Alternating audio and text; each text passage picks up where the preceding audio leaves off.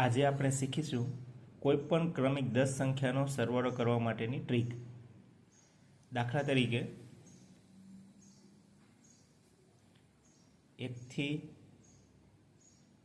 10 સંખ્યાનો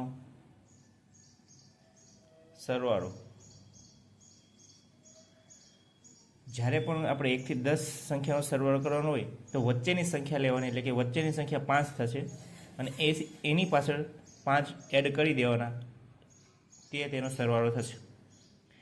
એક બીજું એક્ઝામ્પલ જોઈએ, 11 થી 20. તો વચ્ચેની સંખ્યા 15 થશે અને તેની પાસે તમે 5 એડ કરી દો એટલે 155 તેનો જવાબ થશે. હવે આપણે કોઈ બીજી સંખ્યા લઈએ, દાખલા તરીકે 36 થી 45. તો તેમાં વચ્ચેની સંખ્યા 40 થશે અને પાછળ તમે 5 એડ કરી દો એટલે 405 તેનો સરવાળો થશે.